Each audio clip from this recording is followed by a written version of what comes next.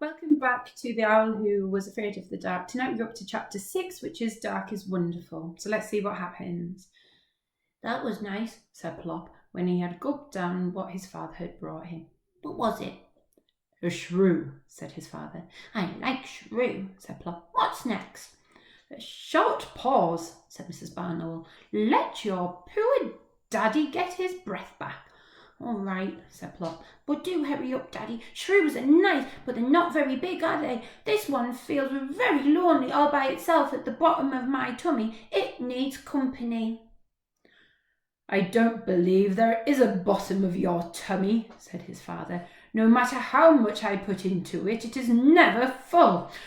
Oh, well, I suppose I'd better go and hunt for something else to cast into that bottomless pit. That's what fathers are for, said Plop. Wouldn't you like to go hunting too, Mummy? It would be a nice change for you. Thank you very much, said Mrs. Barnowl. What you really mean is that you won't have to wait so long between courses, but I will certainly go if you don't mind being led. Why don't you come with us? Said his father. Then you don't have to wait as long. Plop looked round the creeping darkness. No, thank you, Daddy, he said. I have some more remembering to do. Righty-o, said Mr. Barnowl. Ready, dear? Plop's parents took off together side by side with their great white wings almost touching.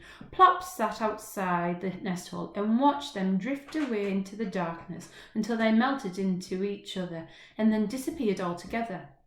It took quite a long time because the stars were coming out and Plop could see a long way by the light with his owl eyes. He remembered what his mother had said about the dark never being black, and it certainly was not black tonight. It was more of a misty grey, and the sky was pricked all over with tiny stars. Drat! said a voice from somewhere below Plop. Plop started and peered down through the leaves. There was a man with some sort of contraption set up in front of him, standing there scowling up at the cloud which had hidden the moon. What was he doing? Plop shut his eyes, took a deep breath, and fell off the branch. He shot through the air like a white streak and landed with a tiny bump. Heavens! cried the man. A shooting star! Actually, I'm a barn owl, said the shooting star. What are you doing? What's that thing you've got there? A telescope, said the man. A barn owl, did you say? Well, I thought you were a meteor. How do you do? How do I do what? said Plop. Oh, you know what I mean. How are you? Hungry, said Plop. I thought you said I was a shooting star, not a meteor. A meteor is a shooting star. Oh, said Plop. What is a television for? Telescope, for looking at things like the stars and planets. Oh, can I have a look, please? Of course, said the man. But it's not very good night for it, I'm afraid. Too cloudy. I don't like the dark very much, said Plop. Really? said the man. How very odd. You must miss such a lot. Dark is wonderful. Tell me, said Plop, please. I'll do better than that. I'll show you, the man said. Come and put your eye... No, this end. Plop had jumped up, scuttled along the telescope, and was now... Plop had jumped up, scuttled along the telescope, and was now peering back toward his feet into the wrong end. I don't see anything, he said. You surprise me, said the man. Try this end. Plop wobbled back along the telescope, and the man supported him on his wrist so that his eyes were level with the eyepiece. Now can you see anything? Oh, yes, said Plop. It makes everything come nearer, doesn't it? I can see a bright, bright star. That must be very near. Yep, just 54 million miles away, that's all. Million? gasped Plop. Yes, that's Sirius, the dog star. You're quite right. It is one of the nearest. Obviously, millions were nothing to the man with the telescope. Why is it called the dog star? because it belongs to Orion, the great hunter. Look, there he is. Can you see those 3 stars close together?" Plop drew his head back from the telescope and blinked. "Can I change my eye?" he said. "This one's getting very tired." "Yes, of course. Now, see if you can find the great hunter." "He has the 3 stars close together, did you say?" "Yep, that's his belt. And some faint stars behind him." "Yep, that's his sword." "I've got him!" shouted Plop. "I've got Orion, the great hunter. Oh, I never knew stars had names. Show me some more." "Well, we'll see if we can find the pole star, shall we? Hang on, I have to swing the telescope round for that." Plop had a ride on the telescope, and then the man showed him how to find the plough, and the 2 stars pointing straight up to the pole star.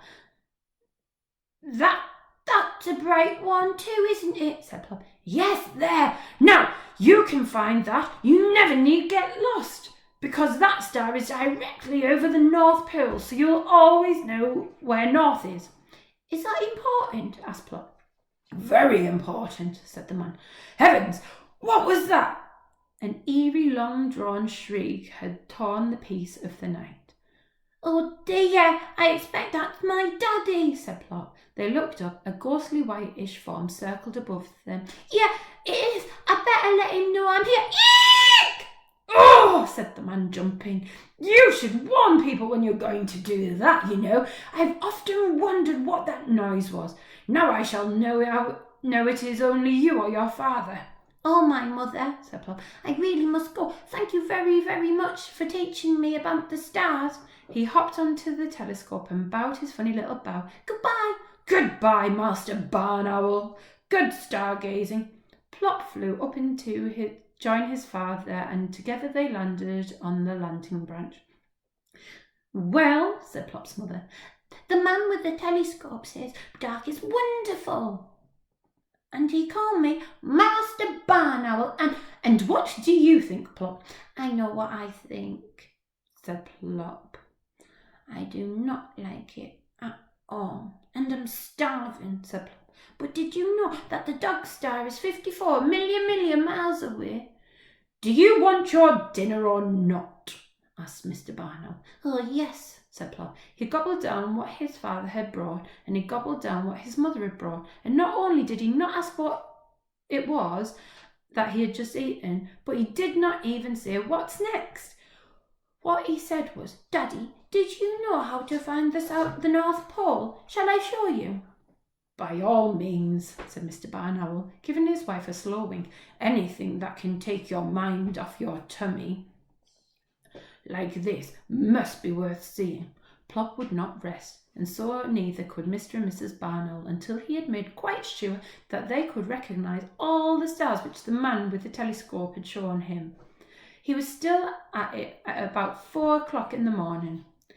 "Now, are you quite sure you understand about the pole star?" he said to his mother, who seemed to be being a bit dense about him. "I think so, dear," yawned Mrs. Barn Owl.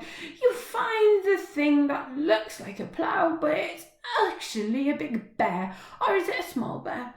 And the pole star is near the North Star."